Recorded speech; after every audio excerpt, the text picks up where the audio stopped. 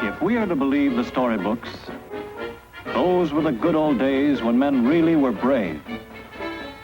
Then the world was inhabited by a fearless breed of men, men afraid of absolutely nothing. That's right. Absolutely nothing. Absolutely nothing? Absolute.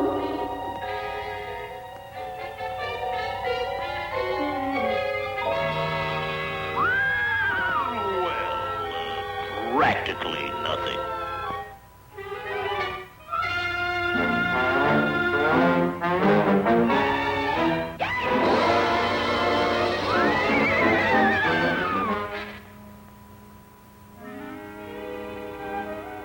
Yes, ever since the war began, men have been scared. The brave knights of old had those same cold beads of perspiration. Their hair stood on end. Their hands got clammy. Their hearts pounded. Their stomachs flopped and bounced. Frighten them and they got keyed up too, being normal human beings. Scare a man and automatically his fear machinery starts rolling, wakes him up all over, and prepares him to recognize the danger. Nerves go into action and wake up a couple of glands. The glands come through with a shot of adrenaline, and all hell breaks loose. But it all makes sense. Nerve cells get hopped up.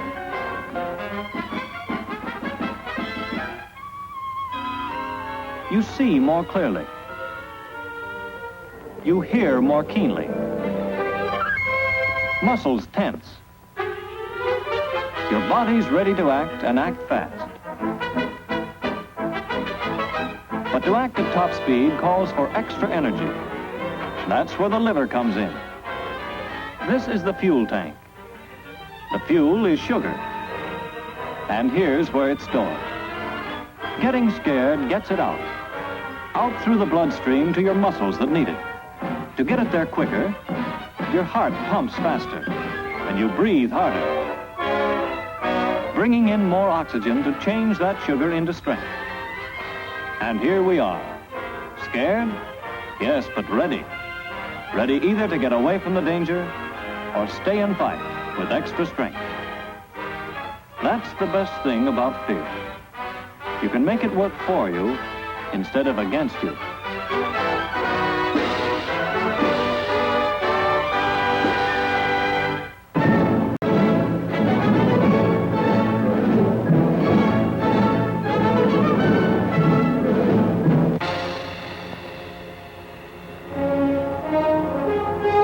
In the summer of 1944, the Russian army drove the Germans from the Polish city of Lublin, 91 miles southeast of Warsaw. The flowers, the cheering crowds that greeted the Russian soldier in every liberated city in the long and costly fight across Poland.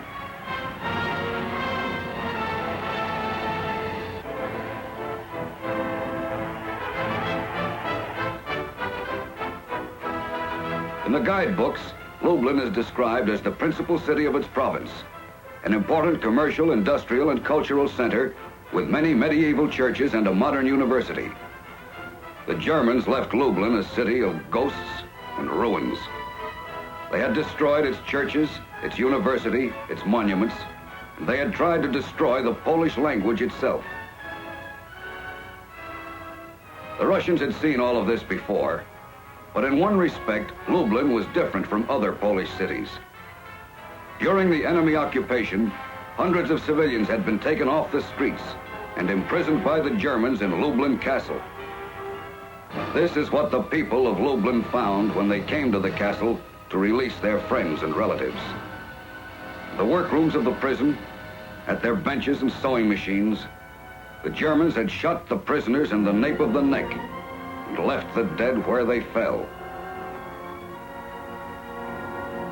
The rest of the prisoners had been machine gunned in the castle courtyard. Since there had been no time to cremate them in the ovens of Majdanek, There was no mystery about the number who had been killed.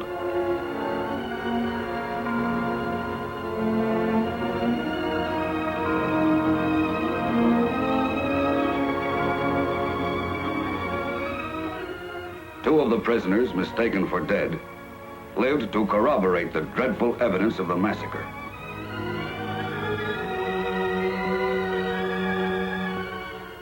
In a mass grave below the walls of their last prison, the 700 murdered of Lublin were buried.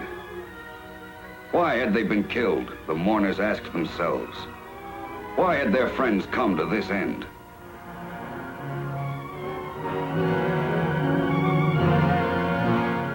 Their only crime had been that they were a peaceable people.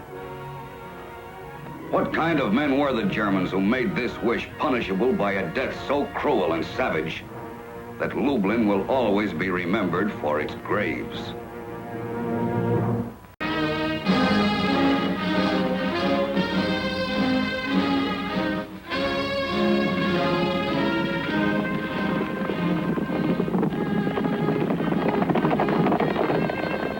One thing is sure.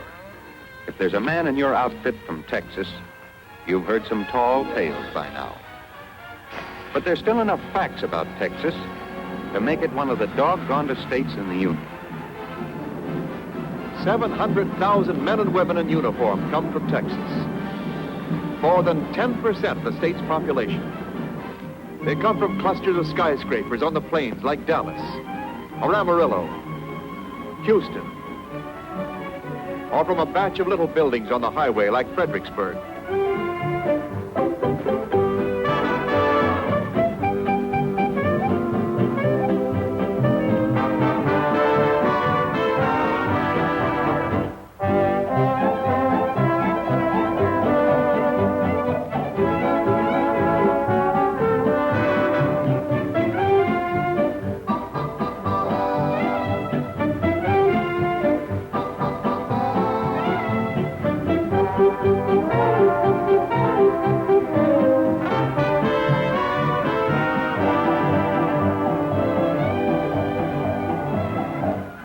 Texans have gone to war from the cattle ranches, the sheep ranches, the grain sorghum country, dairy farms, rice fields, turkey ranches, oil fields, the wheat country, the citrus country. And as the young men left the state for war, Texas began a great upheaval of nature and people to meet the emergency. Shipyards have mushroomed and drawn thousands from the country to the cities. The one-time farmer and his wife, the farmer's daughter, are making everything from Navy craft to freighters. Airplane factories have drawn more thousands from the ranches and farms. So what happens? Short-handed Texas pitches in and produces more of the stuff that counts than ever before in its history. 2.5 million barrels of oil are being pumped from Texas wells every day in the year. Farmers without hired hands produced a record wheat crop of 60 million bushels in 1944 and had the winter wheat planted right on schedule. The rice growers had another record crop.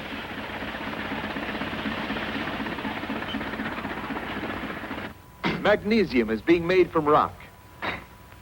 And if the rock isn't handy, they're making magnesium from seawater. They pick the cotton by hand, or if they can't get help, they harvest it with a cotton picker's nightmare. Hundreds of thousands of acres of sorghum grains were harvested to feed the livestock. Helium plants continue to furnish practically all of the world's supply of this non-inflammable lighter-than-air gas. Black clouds in the sky rise from plants where carbon black is produced by burning natural gas for the making of synthetic rubber. And in Texas plants, a great part of the nation's synthetic rubber is being manufactured. Sulfur is brought from underground by a superheated steam. The sulfur is dried in huge dumps. Trainloads of this vital mineral are shipped daily. War has turned this state into one of the great industrial areas. But the old Texas is here too. Beef cattle roam the plains until it's time to separate the calves from the herds.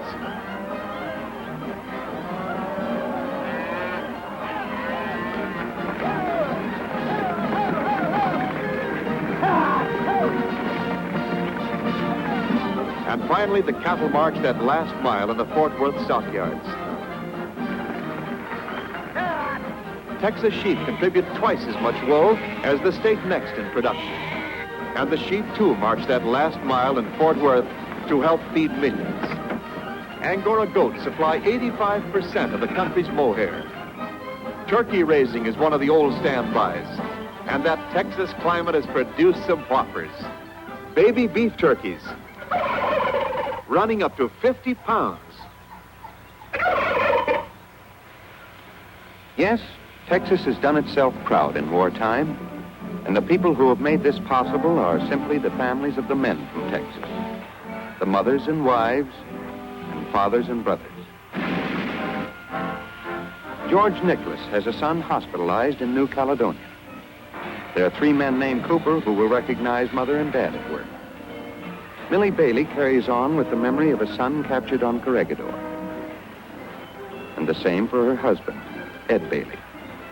Mrs. Tom White raised her own son and 2 foster sons on this farm near Paris. All are overseas. All the kids of the Davis family help their mother pick cotton. The son is in the Navy. Raymond Malone, cotton picker, has a son in the Army overseas. Mr. Riggins' son wears the Purple Heart. Otto Stevenson has 5 brothers in the Army, Marines, and Air Corps. And John Taylor also is the only one of 6 brothers who's not in uniform. Jimmy Wingfield, engineer on the big inch booster pumps, has a Marine brother with the Purple Heart and another brother in the ETO. Aurel Ville, sister of a Navy man. Mrs. Lowry Deney is the wife of a GI overseas. J.O. Stockman, brother of a Navy man. J.R. Cox, switchman, with 2 sons and 3 grandsons in service. 1 son is reported missing. Mrs. H.W. McWilliams has been in war work since Corregidor fell. Her husband was taken prisoner there. And on the Alabama Coshawty Indian Reservation, out of a community population of 380, there are 28 stars in the service flag. The kids don't quite understand what's going on in the world, but they're fascinated by letters from the chief's son, PFC James Celestine of the infantry, who's been fighting an enemy in New Guinea. And the men of the reservation who remain are hard at work in the log camps. In Austin, the State University campus is a little on the feminine side with so many men away. And at the Capitol building, as everywhere else in the state, the flag of Texas flies beside the stars and stripes. The men from Texas mean it when they say that whenever the United States goes to war, Texas can be counted on to fight right alongside her. It's hard to find a Texan who doesn't claim that his state has the most beautiful girls in the world. Here's what came out of a department store in Dallas. What's the verdict? And what kind of a knucklehead would keep a dish like this waiting? As in other states, church attendance has increased tremendously since Pearl Harbor. Typical of Texas is the ranch of Ed C. Henke, several miles outside Kerrville. 2 sons and 2 daughters were raised here by the Henkes. But now the elder son is in the infantry overseas, and the 2 daughters are married to men who've shipped out. Whenever possible, the 2 daughters visit the ranch to help out a little. But the only regular hand Dad Henke has is his younger son, W.R. After breakfast, Dad and W.R. start the day with the milking chore. A 3rd cow is reserved for W.R.'s pride, a bull calf he's raising for the 4-H club competition. Little Charles Lee, son of the Henke boy overseas, loves to visit Grandma and Grandpa on weekends and get himself involved in everything possible. On the ranch, every day is Easter for Charlie as he tracks down the eggs with Grandma. Charles Lee insists on helping with anything, such as giving Grandpa a lift on feeding the hogs. Meanwhile, Mrs. Pressler, the Henke girl married to a field artillery man, churned some butter with a newfangled gadget that worked automatically till the motor broke and they couldn't get new parts. There's that weekly washing to be taken care of, too. Although it's far from what it used to be when all the kids were growing up, Mrs. Peters, the other Henke daughter who's married to an Air Corps man, helps her mother. And of course, Charles Lee is in there pitching. Dad and WR have regular inspection trips to be made, checking on the livestock and the fencing. And while husband and son are away, Mrs. Henke finds that, as always, everybody has forgotten to bring in some wood for the cook stove. She's tried for years to train Dad and all the kids to relieve her of this chore, but she's still doing it herself. The cattle gathering around to feed give Dad Henke a chance to check on their condition. They're in fine shape this year. The sheep, too, look in good health as they come in for salt. It took Texans a long time to convince themselves that a man of honor could raise both cattle and sheep, but the war cinched the argument. WR is anxious to have his brother see what he's accomplished with this filly. 3 weeks ago, she was as wild as a cornered bobcat.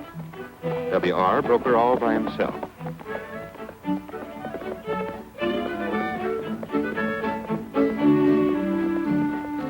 And Mother, with the food she put up last summer and fall, makes sure that the dried apples are in a prominent place. They won second prize at the Kerrville County Fair. When deer season opens, WR is among the first to get his buck. He'll pack it cheerfully for miles, just to see the proud flicker in Dad's eyes when he walks casually up to the house. The family is proud, too, of the way WR looks out for the son of the big brother who's overseas, showing him the mysteries of the woods and streams, and never a harsh word from him when little Charles Lee decides the best way to catch fish is to beat them over the head with your fish pole. Sunday finds the Henke family dressed in its best for morning services at Kerrville. They meet other neighbors who talk about their husbands and sons who are away, and they're led in prayer by Reverend Probst.